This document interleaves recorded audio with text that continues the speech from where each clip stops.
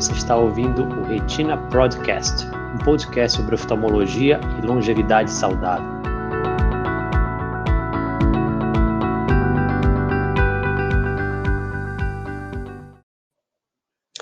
Olá, muito boa noite a todos vocês. Mais uma vez, sejam muito bem-vindos às nossas lives de quarta-feira. Toda quarta-feira aqui a gente está pontualmente às 20 horas falando sobre saúde visual, né? Nas lives promovidas pela Retina Pro. E hoje a gente tem um tema super interessante que as pessoas pediram bastante para a gente falar a respeito. Então, daqui a pouco a gente vai falar sobre a importância da vacina para a Covid-19, né? Então, antes de mais nada, vou apresentar mais uma vez, né, para quem ainda não me conhece. Meu nome é Alexandre Rossi, sou médico oftalmologista, sou doutor em oftalmologia pela Faculdade de Medicina da USP, sou professor aqui da UFPA e especialista em tratamento de doenças da retina e do vítreo. Então, como a gente sempre fala todas as quartas-feiras, né, que as nossas lives elas se destinam a trazer informação às pessoas. A gente acredita que a gente informando as pessoas, comunicando, trazendo informação de qualidade, informação com embasamento científico, a gente pode empoderar as pessoas e, literalmente, as pessoas informadas tomam decisões melhores. A gente, em nenhum momento aqui, vai querer fazer algum tipo de oferta milagrosa, ou vender algum tipo de exercício, ou vender algum tipo de aula. Nossa ideia, nosso propósito aqui, todas as quarta-feiras, é sempre trazer informação e informação gratuita, de qualidade e com o maior alcance possível. Então, para a gente poder ter o maior alcance possível, a gente gostaria que as pessoas que estão assistindo esse vídeo, que estão assistindo pela primeira vez, ou então que receberam esse vídeo de comportamento, assine nosso canal no YouTube. Isso ajuda bastante a gente a alcançar mais pessoas. E também, se você clicar lá no símbolo do joinha lá, do gostei, isso ajuda também, faz com que o algoritmo do YouTube coloque esse vídeo para outras pessoas e outras pessoas consigam também ser impactadas nesse projeto de quartas-feiras, sempre está aqui tentando trazer conhecimento para as pessoas. Então, como eu falei anteriormente, a gente vai falar sobre um tema bem específico, que é um tema que está muito em voga, as pessoas estão com muitas dúvidas sobre a vacina. Será que é importante a gente fazer? Quais os tipos de vacina? Então, hoje a gente tem uma convidada aqui muito especial, que é a professora Irna, professora também da universidade. Eu vou colocar ela aqui para a gente começar a falar com a gente. Boa noite, Irna, seja muito bem-vinda. Queria que você se apresentasse brevemente para as pessoas que ainda não te conhecem, estão te escutando pela primeira vez. Boa noite, é um prazer estar aqui. Eu sou professora de doenças infecciosas e parasitárias da Universidade Federal do Pará e da Universidade Estadual do Pará. Eu coordeno o CCH do Hospital HSM, aqui na cidade de Belém, e atualmente estou na presidência da Sociedade Brasileira de Infectologia. Ótimo, legal. Então, Irna, vamos lá. Então, a ideia é, como eu falei para você um pouco antes, né, a gente fazer um bate-papo bem formal, como se a gente estivesse conversando numa roda entre amigos. Então, eu queria primeiro contextualizar o que a gente está vivendo agora, né? Queria te perguntar o que é a epidemia pelo coronavírus, nessa pandemia, né? Como é que a gente está no atual momento, né? Obviamente no momento brasileiro, para a gente ir contextualizando até chegar na questão da vacina. Certo. Então, nós estamos no segundo ano, né, da pandemia pelo SARS-CoV 2019, uma pandemia que começou lá em fevereiro, com o primeiro caso sendo documentado, e desde então os países do mundo todo vivem um cenário sempre desafiador. Hoje nós estamos, em 2021, vivendo a segunda onda pandêmica aqui no nosso país. Estes dias agora de janeiro e fevereiro tem se configurado o período de maior número de casos por dia e maior número de óbitos também. Então, nós estamos dentro de um desafio que é tentar o controle desta pandemia, né? E entre as estratégias de intervenção que, de fato, vão, com o tempo, levar a esse controle da circulação viral é a vacinação.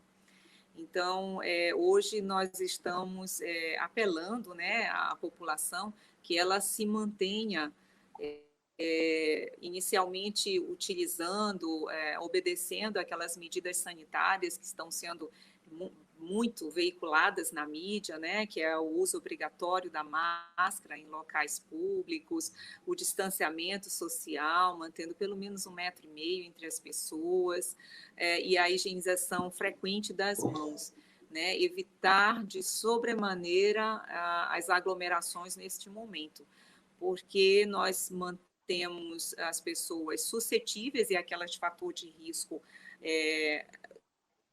longe da exposição do vírus, e isso faz com que a gente não tenha a necessidade de fazer o atendimento de formas graves nos hospitais, sobrecarregando o sistema de saúde, tanto o sistema público como o sistema privado, que é o que hoje nós estamos vivendo em todo o país. Perfeito. E, Irna, e aí, assim, eu queria a tua posição como médica, como professora, né, como membro da Sociedade Brasileira de Infectologia. Qual é a recomendação da vacinação, né? Assim, a gente sabe que a vacinação é extremamente importante, né? Talvez seja a nossa única forma de saída, né? Talvez não, é a nossa única forma de saída dessa situação que nós estamos, né? Qual é a recomendação atual da sociedade, né? Então, você tem algum tipo de restrição? As pessoas que têm comorbidades podem podem se vacinar? A pessoa que está gripada pode se vacinar? Queria que você falasse um pouquinho sobre isso, né? Certo. O calendário de vacinação, a estratégia vacinal que foi indicada pela Organização Mundial de Saúde e que está sendo cumprida aqui pelo Ministério da Saúde através do Programa Nacional de Imunização, é exatamente priorizar os grupos de fator de risco, aqueles mais expostos ao vírus e aquelas pessoas que têm já alguma condição que fazem com que elas sejam mais suscetíveis a desenvolver as formas graves da doença. Então, acho que todos nós estamos acompanhando a estratégia de vacinação em grupos, né? Então, inicialmente, os profissionais da área de saúde, indivíduos em situação como, por exemplo, os indígenas, as comunidades quilombolas, os idosos institucionalizados, aqueles que vivem em asilo. Então, essa estratégia vacinal ela está caminhando. Atingir os idosos mais frágeis, que são aqueles acima dos 88 anos, né? E depois vão estar caminhando pelas faixas etárias. Então, hoje, na grande maioria dos estados brasileiros, a gente está na faixa etária aí de pessoas acima de 80 anos sendo vacinados depois de todos os profissionais de saúde, né? Principalmente aqueles que estavam na linha de frente, né? No cuidado desses pacientes, tanto a nível de pronto-socorro quanto unidade de terapia intensiva. Legal. É fundamental que as pessoas... Deixa eu te perguntar uma coisa. Está havendo algum tipo de diferença entre os estados? Assim, a gente tem estado que já está mais avançado em termos da sua cobertura vacinal do que outros. Você pode me falar um pouco sobre isso? Sim. Em geral, o alcance vacinal hoje no Brasil está um pouco acima de 3% da população brasileira foi até o momento vacinada, dentro desses grupos que são considerados prioritários. Existe sim uma diferença de estratégia vacinal entre os estados, e isso muitas vezes deve estar sendo contribuído pelas articulações, a maneira como as prefeituras e os municípios estão se articulando na distribuição das doses vacinais. Então, existe essa diferença. né? Alguns estados já atingiram a faixa etária dos 70 anos, outros ainda estão aqui na faixa etária dos 80 anos. Mas o certo é que os grupos de prioridade na estratégia vacinal, eles estão sendo obedecidos, né? Legal. Não se pulou essas etapas, né? Legal, interessante. E porque eu recebi uma pergunta até de um colega nosso médico, que uma paciente dele que foi transferida de estado, ela fez a vacina, fez a Coronavac, daqui a pouco a gente vai explicar sobre quais os tipos de vacina, né? E ela fez a Coronavac em um estado, e ela veio para cá e acabou perdendo a segunda dose. E aí ele me fez uma pergunta que eu gostaria de passar para você. Então, ela pode fazer essa segunda dose atrasada ou ela vai ter que recomeçar a vacina do início? Como é que funcionaria nessa pessoa que já passou mais do que 4 semanas da primeira dose da Coronavac? Na verdade, assim, os estudos que a gente tem do intervalo, né, dessas vacinas, eles são baseados exatamente naquela primeira primeiro grupo de indivíduos voluntários, né, que foram chamados e que participaram de todos os ensaios clínicos das vacinas atualmente. E em relação à Coronavac, na verdade, nós temos um intervalo ideal em torno de 4 semanas.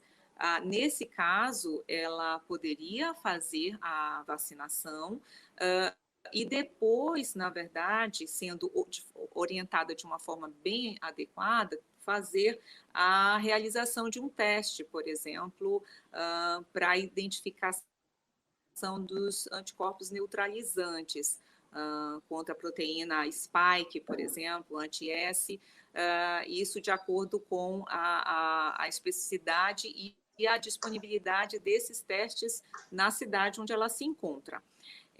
Nós sabemos que as vacinas, elas podem, esse intervalo que é caracterizado é aquele onde a gente, dentro de um primeiro coorte, conseguiu a anticorpogênese mais adequada.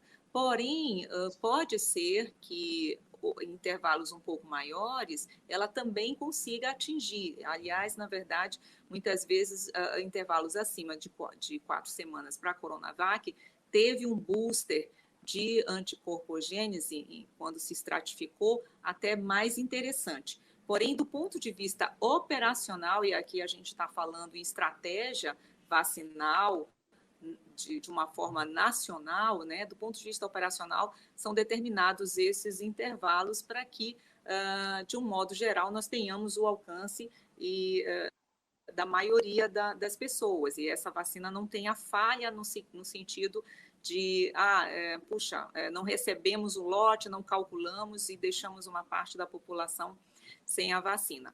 Mas, assim, eu diria Entendi. que ela deve se vacinar, procurar, e depois poderá fazer uma consulta nesse sentido da solicitação desses anticorpos neutralizantes. Eu gostaria só de fazer uma observação, porque a gente estava conversando antes e você tinha me perguntado como é que faz se é interessante fazer, se não é. Na verdade, eles estão disponíveis, né, em alguns laboratórios de análise, nós já temos, por exemplo, aqui na nossa cidade, porém, ainda não se tem muita resposta e muita evidência em relação aos resultados desses testes.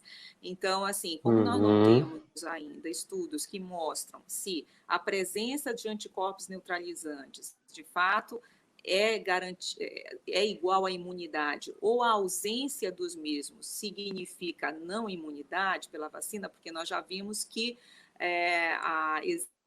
existem outros mecanismos de resposta imune que o organismo ele tem lançado em relação ao vírus, não é somente a produção de anticorpos neutralizantes. Então, falta ainda estudos para, de fato, validar esses testes. Então, tanto que a gente não recomenda, né? Muita gente pergunta, nossa, quanto tempo depois eu tenho que solicitar esses testes? aí vem com o resultado, o que isso significa? Então, assim, a gente não está recomendando de forma rotineira a realização desses testes, né? Porque muitas vezes o resultado ele vai gerar algumas interpretações que até o momento a gente ainda não tem respostas em relação a isso. Perfeito, sensacional. Irna, eu queria te perguntar agora, que é uma pergunta que a gente ouve muito no consultório, doutor, e essas diferenças entre as vacinas? Porque a gente sabe que tem a vacina a Coronavac, tem a Sputnik, tem a vacina de Oxford, tem da Johnson.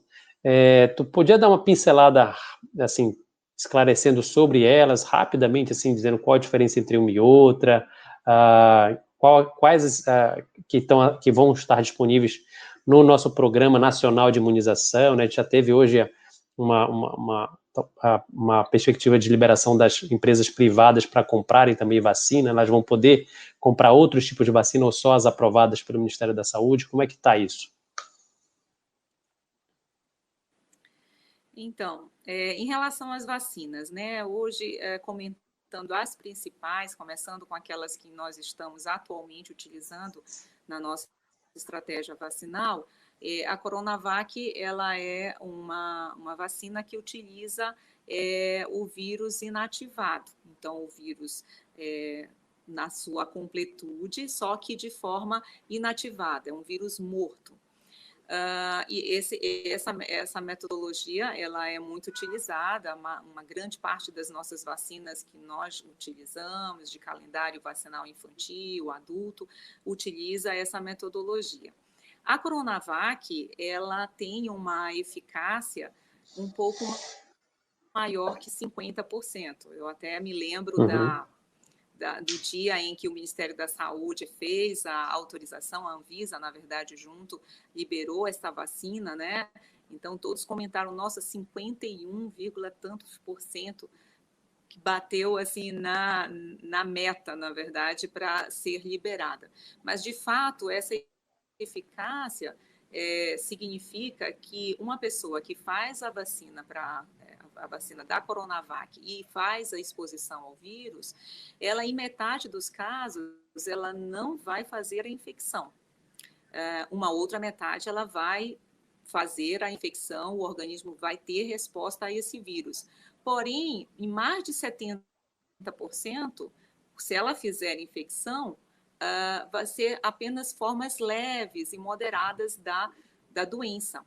Então, a Coronavac, para as formas graves, e isso é muito importante, ela tem uma eficácia de 100%. Então, ela garante, pelo menos baseado nos estudos de coorte, né, nos estudos de ensaio da vacina, ela garante 100% de proteção contra as formas graves, aquelas que vão levar o indivíduo à internação em unidades assistenciais e até mesmo em unidade de terapia intensiva.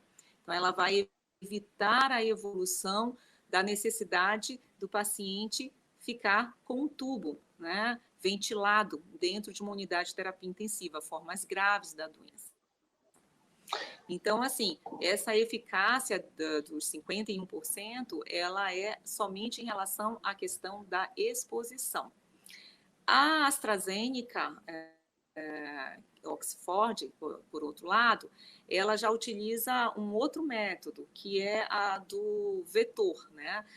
Do vetor viral. Então, quando você utiliza um outro vírus, pode ser o vírus do sarampo, né? Ela seria o adenovírus, e aí dentro desse vírus você insere a proteína, no caso que você quer que ele faça a reprodução, e aí o organismo ele reconhece essa proteína, inserida a proteína do coronavírus, né, do SARS-CoV, através desse vetor, que é um outro vírus. E isso faz também a anticorpogênese. Essa vacina da AstraZeneca já tem uma eficácia de mais de 70% para evitar a exposição. Então, aqueles indivíduos que fazem uso dessa vacina, em apenas 30% dos casos é que vai se infectar. Mas volta a questão, ela também evita em 100% a evolução para as formas graves. Então, assim, são duas vacinas que para necessidade para o objetivo para o qual o estudo foi desenhado, né, que é para evitar formas graves, elas são muito eficazes. As outras vacinas que nós não temos ainda no Brasil, né, mas que foram utilizadas em outros países, são aquelas vacinas muito comentadas de utilização do ácido nucleico, que é o RNA, né, as vacinas com RNA. E essas vacinas são aquelas que utilizam o RNA do próprio vírus, do SARS-CoV, só que modificado para codificar somente uma determinada proteína, que é a proteína, na maioria das vezes, a proteína spike. Então, aí o organismo produz anticorpos contra essa proteína que veio carregada pelo material genético do vírus apenas para codificar essa proteína, né, para poder o organismo reconhecer e produzir os anticorpos. Então, essa é uma tecnologia fantástica.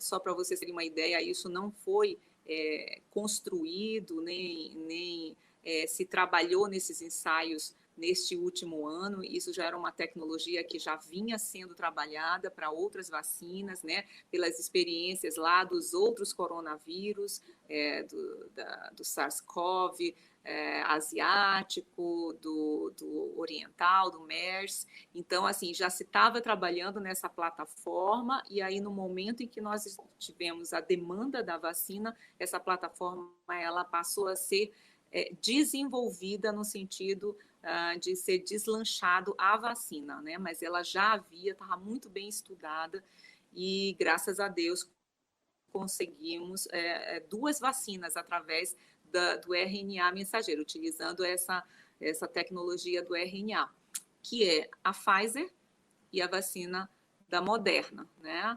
São 2 vacinas muito eficazes em termos de evitar a infecção, elas têm uma eficácia de 95%, mas nós poderíamos perguntar, as pessoas poderiam nos perguntar, mas então por que essas vacinas, o Brasil não teve essas vacinas como uma primeira opção, né? Já que a eficácia ela é bastante significativa, exatamente pela dificuldade da operacionalização dessas vacinas no Brasil. São vacinas que exigem uma cadeia de frios da vacinal para manutenção dessas vacinas a menos 70 graus. E isso o Brasil não tinha condições nesse momento de criar esse cenário favorecedor para manter essas vacinas.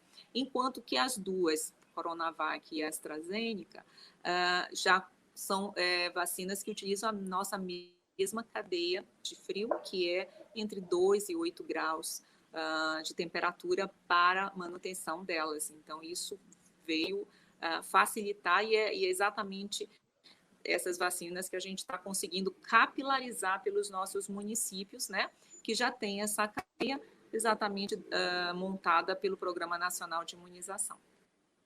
Legal. Irna, me diz uma coisa, surgiram algumas dúvidas aqui no chat, né? Pessoas que já tiveram Covid, elas precisam ser vacinadas? Excelente essa pergunta. Sim, elas devem ser vacinadas. Hoje nós estamos com um outro cenário também, que é a circulação de novas cepas, de variantes novas do vírus, né?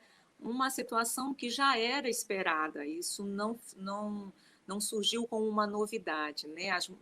Essas variantes, elas resultam de mutações. Então, mutações são pequenas alterações que vão acabar acontecendo no material genético do vírus para poder fazer com que ele se mantenha e sobreviva e continue na sua caminhada de transmissão. Então, ele precisa, quanto mais transmissão acontece, ou seja, quanto maior a população de indivíduos suscetíveis, e nós todos não tínhamos memória para esse vírus, é um vírus completamente novo, nosso sistema imunológico ele não tinha essa memória guardada, então uma população imensa de hospedeiros fez com que esse vírus mutasse muito rapidamente, né? A mutação, ela, entre os vírus, ela é um fenômeno esperado durante as divisões e, portanto, era de se esperar. A questão é que pequenas mutações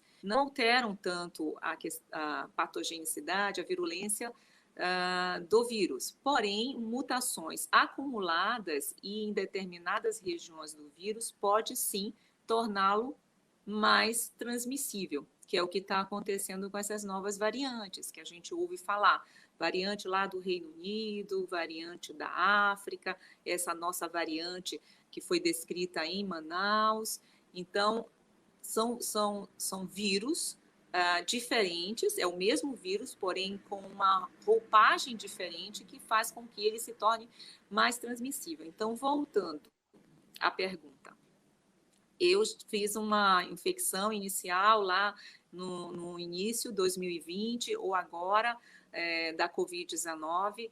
Eu não sei exatamente quanto tempo de resposta imune. Antigamente se acreditava que nós permaneceríamos imune em torno de 6 meses, né?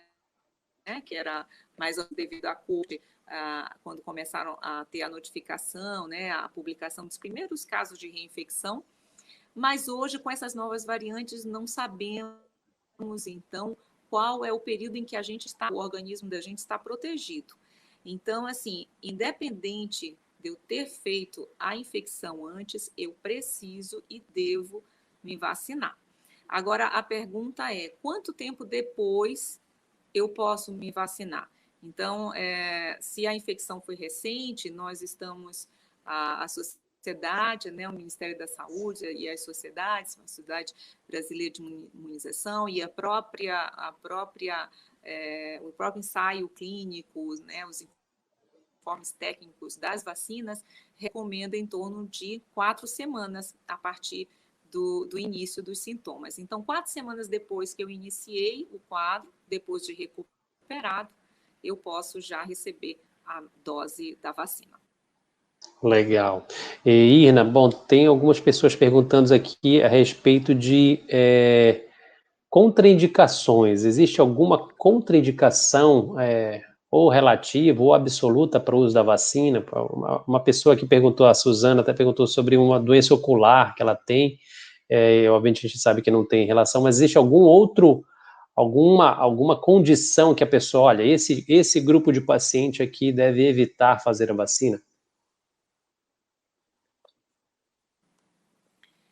Na verdade, assim, os ensaios, a gente tem pouca informação ainda em relação a essas questões de contraindicações absolutas, né? Nós sabemos que quando o paciente ele tem alergia, né, quadros de hipersensibilidade formal a um dos componentes da vacina, essa seria uma contraindicação para essa vacina, como é para todas as outras, os outros tipos de vacina que nós conhecemos. Hoje, ainda, em relação às gestantes, lá que tem aquelas que estão, as mamães, né, no período de lactância, né, da amamentação, hoje ainda, como nós não temos ainda estudos clínicos das vacinas, dos grupos vacinais, incluindo essa população, a gente precisa informar as pessoas que nós ainda não temos estudos de segurança.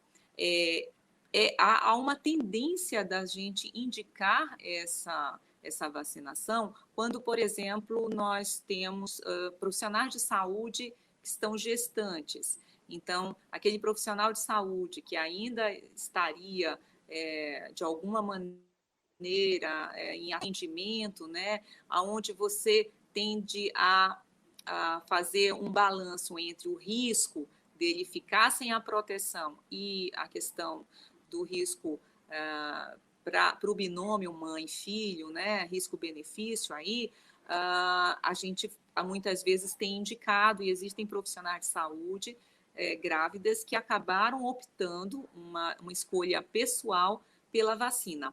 Mas hoje o que a gente recomenda é que tanto gestante quanto as mamães que estão amamentando conversem com o seu médico, assistente, seu ginecologista, né? Vejam se existem outros riscos. Então, uma mamãe que está amamentando e que é diabética, uma mamãe que está amamentando e que tem hipertensão arterial. Quando chegar esses grupos, né, que são os grupos de fatores de risco que vão ser alcançados, provavelmente isso terá que ser discutido, né, no sentido de se indicar a vacina, porque aí é uma questão de se colocar o risco e o benefício. Mas, em geral, o que a gente diz é que os estudos ainda estão iniciando, não existem estudos publicados, né?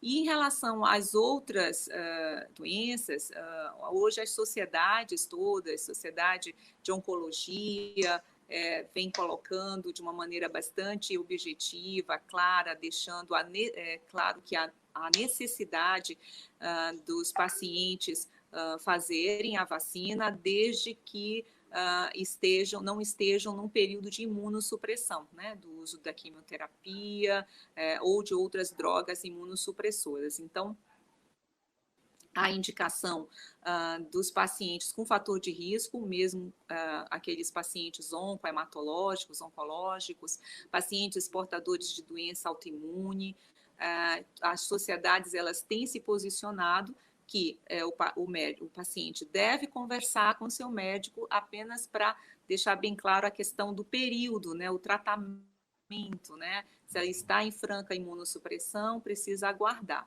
mas não existe a contraindicação em relação à doença, mas sim qual é o estado, né, dessa doença, qual é o tipo de medicação que ele está fazendo. Perfeito. Irna, tem duas perguntas aqui, eu vou fazer rapidinho para você. Uma é da Olga, e ela é uma pergunta muito interessante, que muitos pacientes têm essa dúvida, né? Então, a gente falou dessa questão dessa nova variante, né, do vírus, né, que está surgindo, essa variante de Manaus.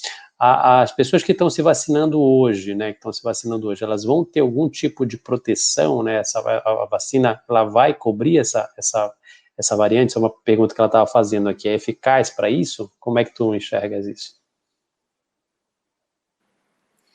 Então, nós estamos enfatizando que, independente da presença dessa nova variante, é necessário que as pessoas recebam a dose. A mídia já veiculou que existem variantes que, quando estão em contato com os anticorpos neutralizantes das vacinas, parece escapar um pouco desse sistema, desses anticorpos, né?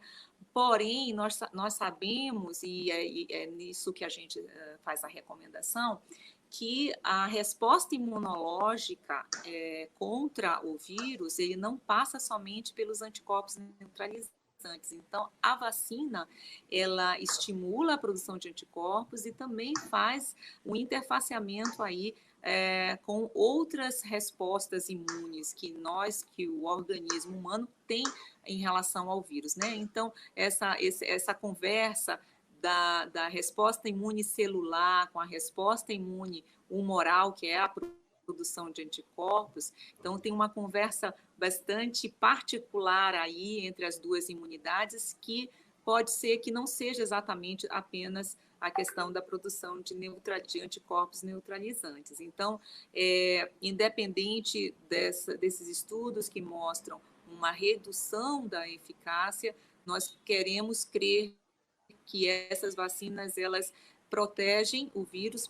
Por exemplo, a Coronavac, ela utiliza o vírus inativo, então é toda uma porção que está sendo introduzida, né, que é introduzida no organismo, que está sendo estimulado, quer dizer, o vírus, o organismo não vai produzir apenas um anticorpo para uma determinada região do vírus, mas vai ser para todo o vírus, e essas mutações muitas vezes são alterações em uma determinada região do material genético do vírus.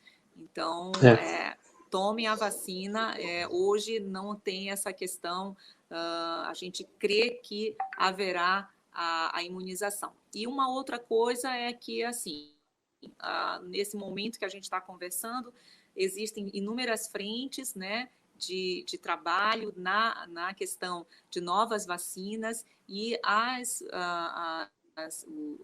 os ensaios clínicos com as presentes já estão, a gente já está pensando na questão de mudar, né, de adaptar essas vacinas. É isso que provavelmente vai acontecer nos próximos anos. A gente teve a experiência, acho que todos nós lembramos da pandemia do H1N1, né, que é o vírus da gripe, a gripe pelo H1N1, que no início não tínhamos também nenhuma resposta imunológica prévia, né, nenhuma memória imunológica, e a partir de então ela foi incorporada e está sendo, todos os anos, a vacina da gripe ela vai sendo modificada exatamente baseado nas cepas mais circulantes do vírus da influenza, do vírus da gripe.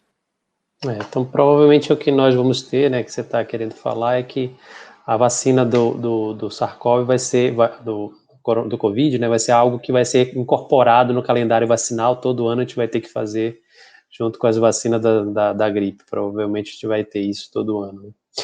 Deixa eu perguntar uma outra pergunta aqui. Deixa eu fazer uma outra pergunta aqui rapidinho também, Irna. Tem uma paciente, falou, a Romilda, ela falou aqui, olha, doutor, posso tomar vacina estando com resfriado alérgico? Quem é alérgico à penicilina pode tomar vacina? Então, você já respondeu parcialmente, né, essa questão das contraindicações relativas, mas eu queria te perguntar sobre essa questão da pessoa. Realmente a gente não sabe, talvez ela esteja querendo dizer que está com uma alergia, né, mas tem alguma recomendação em relação a isso? A pessoa está com uma coriza, está com o nariz escorrendo, está tendo uns sintomas que não sabe se está gripada ou se está com uma alergia. Qual é a recomendação nesse período ali meio borderline, né, meio limítrofe? Espera um pouquinho para ver se a pessoa vai ter febre, vai desenvolver coronavírus ou já faz a vacina? Como é que você enxerga esse cenário? O que a gente recomenda é que os pacientes, não seria uma contraindicação, mas seria uma recomendação no seguinte sentido: quando o paciente tem algum sintoma de via aérea superior, que seja obstrução, rinite, uma dor de garganta, como nessa fase inicial, tudo pode ser, né, pode ser uma rinite alérgica, pode ser um resfriado comum, porque é importante lembrar que além do SARS-CoV, nós temos outros vírus circulando. Por exemplo, na nossa cidade aqui, períodos chuvosos é um período de circulação de vírus respiratório, mas para a gente não ter a questão do fator confundidor com efeito colateral da vacina, ou então com o desenvolvimento, na verdade, da própria infecção pelo vírus, que já estaria em período de incubação, e no caso, você indo até a fila da vacina, você poderia estar transmitindo essa infecção, né, da Covid-19. Então, a gente faz essa orientação que se postergue, mas não é uma contraindicação, é só para não ter essa confusão, porque nós temos algumas pessoas que provavelmente já estavam no período de incubação, algum mal-estarzinho, um resfriado, uma coriza, foi vacinar e aí depois desenvolveu a Covid, não por causa da vacina, mas porque já estava em curso da doença, e aí fez a confusão. Foi depois da vacina, então a vacina dá isso, né? Então a vacina dá infecção, eu adoeci. Então, por causa dessas, para a gente evitar essa confusão até para o próprio paciente, se coloca para postergar.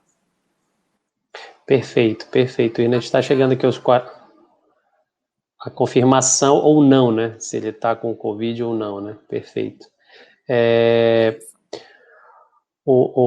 A gente está chegando aqui aos 40 minutos já de live, Irna. Eu vou fazer aqui uma última pergunta para você, que foi a pergunta da Ilane, foi uma pergunta interessante aqui. Ela perguntou como saber antecipadamente os componentes da vacina para saber se somos alérgicos? Você falou que uma das contraindicações, né, relativas é a possibilidade da pessoa ter alergia a um dos componentes da vacina, né? Então, tem alguma coisa que a pessoa possa saber se ela vai desenvolver algum tipo de reação alérgica à vacina ou não?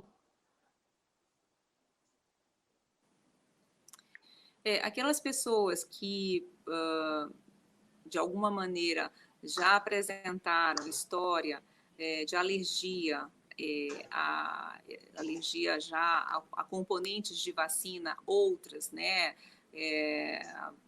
As que utilizam fabricação de ovos embrionários, ou então ao adjuvante da vacina, que é uma espécie de veículo que é utilizado, previamente, normalmente a gente pede para que essas pessoas procurem o médico, o clínico ou o alergista para fazer uma definição, né, e ter esse laudo, né? Porque muitas vezes a gente, acho que foi uma pergunta anterior, disseram, quem teve alergia à penicilina, né? Quem é alérgico à penicilina pode fazer a vacina.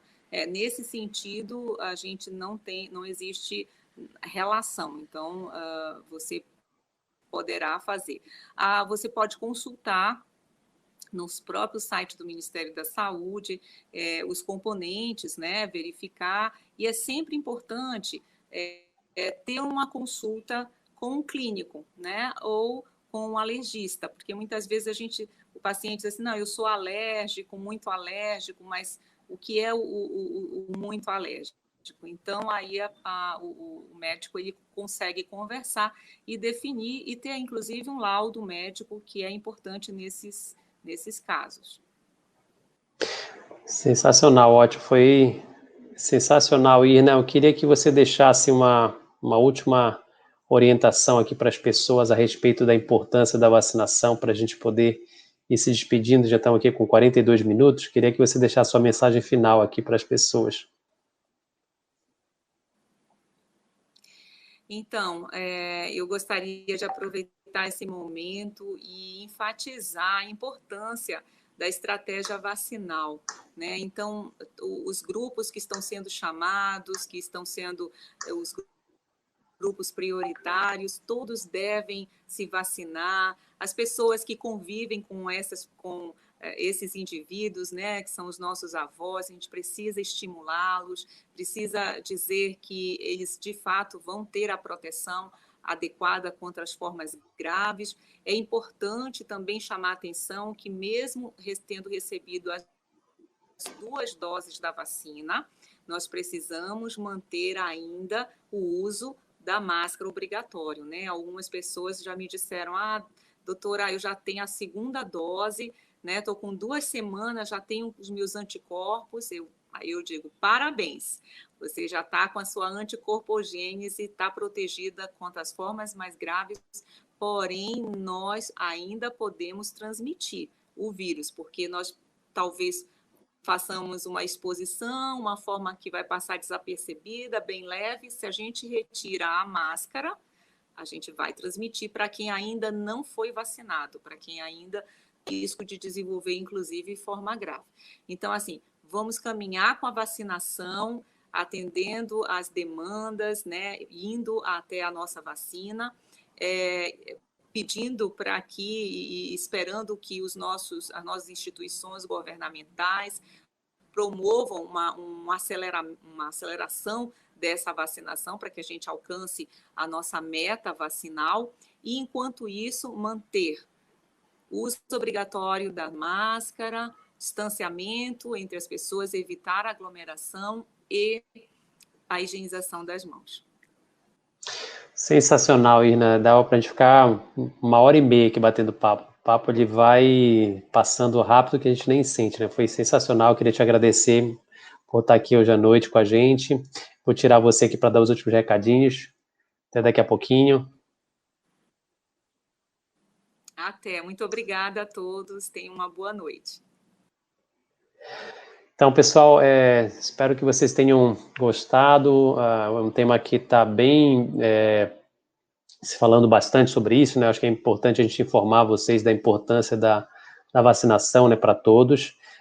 Dar os últimos recadinhos, né? Quem não está inscrito ainda no canal do YouTube, se inscreva, por favor, ajuda bastante a gente poder informar sobre temas importantes para a maior parte de pessoas possíveis.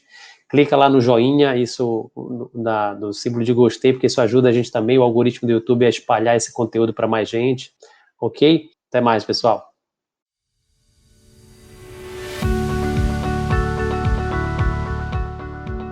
Esse foi o Retina Podcast. Os áudios deste podcast têm origem nas lives que gravamos no YouTube. Para ter acesso ao vídeo, acesse o link na descrição. Para participar e enviar suas perguntas, assista a nossas lives, toda quarta-feira, às 20 horas.